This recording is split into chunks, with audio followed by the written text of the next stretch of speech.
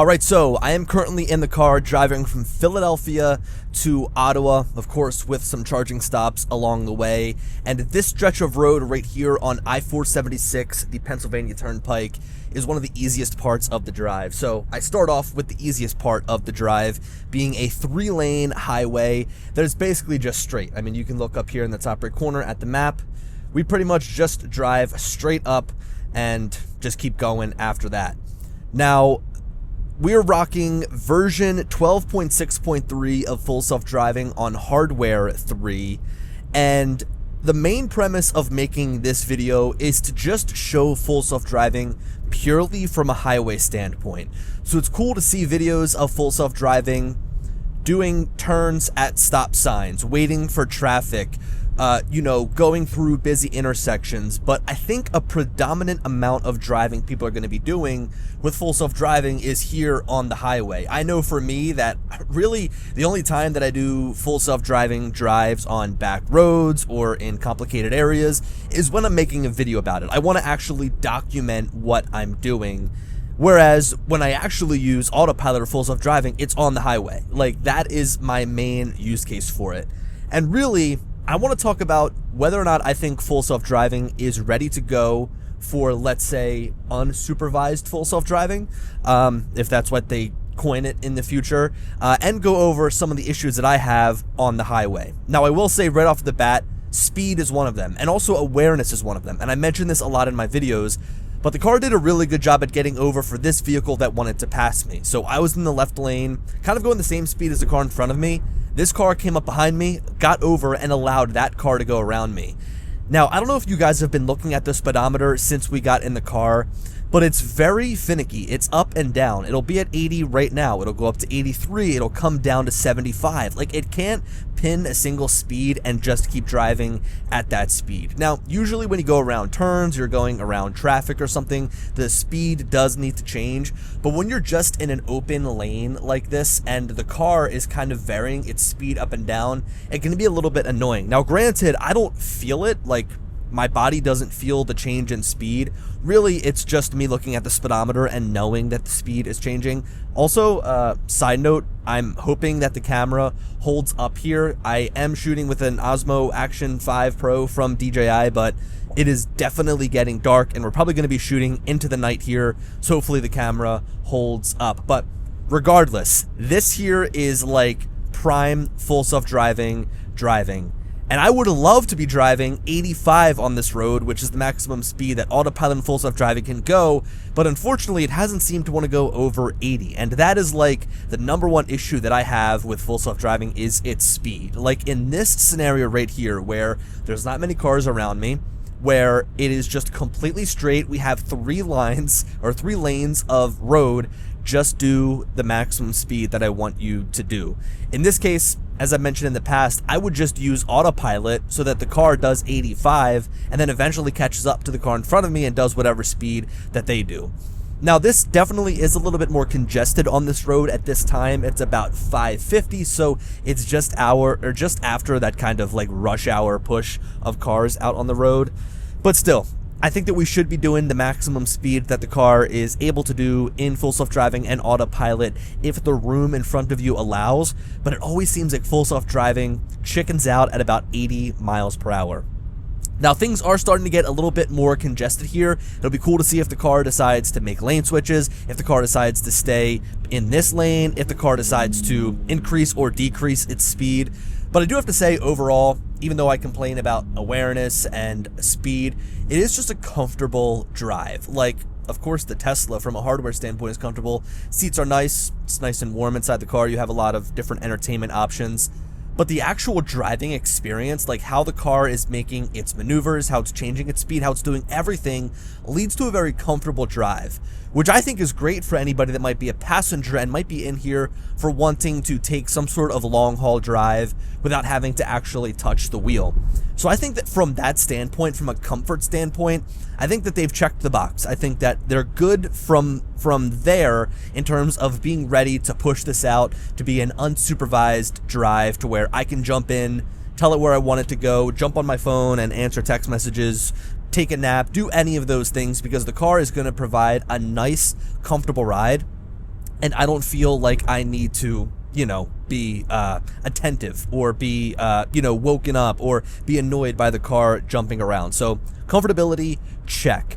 Awareness, though, this is something that I complain about often. When you see a car driving with full self-driving, and if you know how full self-driving acts, you'll probably be able to pick it out. You'll probably be able to be like, oh yeah, that person is on full self-driving because of the way that the vehicle is behaving. Usually it's driving slow. Usually it's being very precautious. And some of those things, I guess, do lead up to the vehicle being comfortable to drive. So you kind of have to have the perfect blend or the perfect mixture of both of these things. But the awareness can be off sometimes. Like, I can have a line of cars behind me. I can be gumming up the works in the left lane. I can be in a scenario like this where we're only doing 72. I've got my maximum speed set to 85, which, by the way, I'll jump into my autopilot settings here. I do have a max speed offset of plus 50%. So really, we can't get much faster than this. And I know that with a speed limit of 70 miles an hour here on this road, we should be able to do 85 without any issue. We won't be getting pulled over at that speed. It's only when you get into the high 90s or hundreds where a police officer is going to actually pull out and pull you over on a road like this. Like in this case, in this scenario, it has had all the time in the world to get over, and now it finally is, of course, as soon as I say something. But it's like, you have all this time in the world, make that move, speed up, get around these cars, because we wanted to follow the speed profile I'm in, which is hurry. So, comfortability, check. Awareness needs work. I think that really awareness almost comes from like a self-conscious standpoint as well. Like, I don't want my car, and I don't want people to be like cursing me out on the road. I don't want people to be annoyed at me. I don't want to be that guy that's gumming up the works, that's making people drive slower than they want to. So if I'm sitting in the left lane, or if my car is driving slow on a back road, those are scenarios where I just will almost turn off full self-driving or autopilot, and I will just take manual control. Now, with that said, with the windshield wipers, why don't we kind of jump into some of the intangibles, maybe? Some of the little offshoot things, like auto wipers. I think that auto wipers just need to be completely reworked. I've been complaining about this for years, especially over on X. There's scenarios where when I am driving in the summer and the sun is shining, blue skies, my windshield wipers start going off, and it's maddening. It's frustrating. So that needs to be worked on. Auto high beams, I think, work great. I think that I have legit left auto high beams on since I got the car and haven't turned them off, except for like very specific scenarios. For example, I had a headlight actually go out. I ended up clipping something, broke the headlight. So from there, I turned off my automatic high beams because it was acting a little bit funky. And then also, like, if I'm driving down a back road where I know there's going to be absolutely nobody coming the other way, if it's like a dirt gravel road, I'll just turn off auto high beams so that they just stay on indefinitely. Even when I jump out of the car and I need to maybe do something outside and I'm using my car as a light, there are times where I'll take it off just auto lights in general. So I think that the auto lights work great. I think that it does great at detecting oncoming traffic. It does great at detecting traffic on the side. I mean, even here on the highway, usually you might turn off auto high beams because it might accidentally flash somebody, but the auto high beams have gotten so great. So high beams, check mark. I think they have that completely solved. I think that those are probably only the two major intangibles when it comes to actual full self-driving, like extremities off of the actual car driving itself. Maybe let's get into some vision talk, right? So the actual car understanding what's around it. And I think right now is a really good understanding of just how well it does at determining lines on the road and what's around me. So of course, there's some snow on the road. There's some snow in the lane right here. You can kind of make out the left-hand lane here with the yellow line, and the right line is a little bit covered by some snow. But I've had some scenarios in the past where the snow has been completely covering the entire road and full self-driving is still able to drive on that road. I'll leave that video linked somewhere because I uploaded a short clip on just that, and I found it so impressive that even with the super horrible conditions, full self-driving acted great and still drove me in those scenarios. So those are really promising signs, because you want the car when it's driving by itself to make these moves without any hesitation and without any second thought so that it can make it from point A to point B in a safe manner.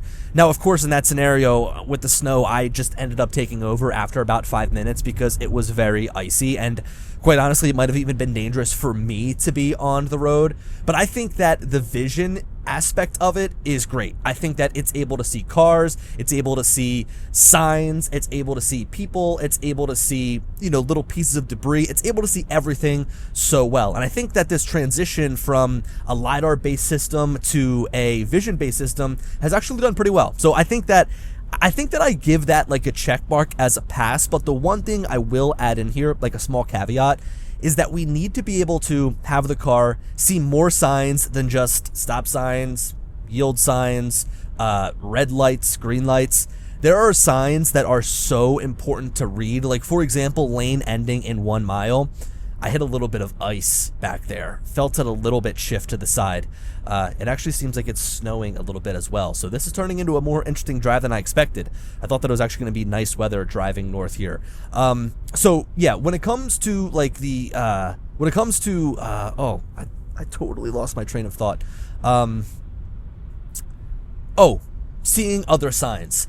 Like, there are times, I know exactly this road, we'll be coming up to it, where this lane ends and it turns into a 2-lane road. Now, I've had scenarios where the car runs to the very end of the lane and at the last second says, whoa, these lanes are merging, and tries to make a move. But if you're in a scenario where there's a lot of traffic, that can mean trouble for the car trying to make a decision. Something I also miss with these versions of full self-driving is when it would say what it was doing. Like, it would say creeping forward for better visibility, passing into faster lanes. So we're not getting that, although it does say full self-driving may be degraded, which is interesting because, I mean, I guess, yeah, we do have some weather. I thought that the car was going to go and jump in front of this Jeep here, which would have been a pretty impressive move. But, in this case, okay, we're getting all the way into the right-hand lane. So it's getting pretty interesting here as to what the car is wanting to do. This is like some maneuvers I'd make if it was perfectly good weather, but this car is growing a set of balls. Look, if it gets in between this car and then zips us around, that'll be pretty impressive. All right, here we go. Makes the left-hand turn. Makes the left-hand merge, I should say. What are you going to do about it? You going to jump over? No. So that was a pretty unnecessary move because this Jeep was going about the same distance. And really, I mean, as a person, like, I would understand that I probably shouldn't try to make that maneuver in snow to go around to the outside. So, that's a little bit touchy. But I would say that it actually did a fairly good job. So I would say vision is completed. Like, vision is a check mark. Vision has proved itself to be good. It's proved itself to be worthwhile. But I would just say that, like, it needs some work down the road. Like, it's good for now, it works, but as we get better, that's an area that needs to be improved, and I think that that's probably like a core integral part of full self-driving that is just always going to be need to be made better. Okay, so let's run down the list that we have already. Vision, check, I think that that's good. Awareness needs work. Intangibles, the jury's out. This guy, see, look at this. This lane is ending. That lane completely ended. I'm going to get over. That lane completely ended, and I was left side by side with a truck on the right side of me, and that was basically 1 lane coming down to 2 there. So, that could have been bad. There's scenarios like that happen, and that's why you don't go on your phone. You don't go on your phone, you don't pull out your computer, you don't try to take a nap. That is why this is unsupervised full self-driving, because it still needs to learn. It still needs to get better. Yeah. So, trying to remember the train of thought here. Intangibles, we're kind of in the middle because high beams are great, windshield wipers are not so great. And if I'm not driving, who cares? Put the windshield wipers on. Like, if you need the windshield that clean, go for it. And then what was the first thing that we had mentioned was comfort. So comfort, I think, is a check as well. A very comfortable ride, as even on hurry. Like, I mean, with hurry Hurry is like the more aggressive profile, the most aggressive profile, where the car is going to change lanes more frequently, be more aggressive, drive faster, and it still does a good job. Like, it still does a good job at keeping the ride comfortable. And from there, I mean, I think that those are kind of like the main pillars of full self-driving. I would say, you know, the awareness factor just really needs to get better. Like, back there in that scenario where the lane is ending, I don't know what we chalk that up to. Is that awareness? Is that vision? Is it a mixture of both, really? I mean, I think that the car should, and now we're really slamming on the brakes. Probably see the regen going there. I don't know who to blame almost in that sense, right? Like, do you blame the awareness of the car for just not understanding where it should be and what it should be doing? Or do you blame the actual vision of the car for not being able to interpret what is around the vehicle to then make its decision? Maybe that could be another, I mean, I don't know if this is its own separate category, but decision making. I think the decision making can be better. I think that it can be more human-like. I mean, we saw back there where the car tried to go around the car in the middle to the right, passed in the right lane, got ahead, and then all of that for nothing because the car to our left was doing the same exact speed. So in that scenario, I would have just let the Jeep go and then gotten into the left-hand lane. Well, look, so with that, I'm going to wrap this video up. You know, I actually anticipated these conditions to be way better. I didn't know that it was going to be snowing up here, but it is snowing. So, if you guys enjoyed the video, let me know down below. Also, if you shit your pants just like I did back in that construction zone, please let me know. I actually kind of have a philosophy where I try not to use full self-driving or autopilot in, work zones like this, just because, I don't know, I really am a huge advocate for the safety of the workers on the road, and I just wouldn't want to have anything to put their safety at risk, like using a full self-driving car that is just learning to drive. So with that, guys, I'm going to end this video. I think it's apparent that we are not ready for unsupervised full self-driving, but hey, it would be nice eventually to see. Anyway, thank you guys for watching, and I will catch you in the next one.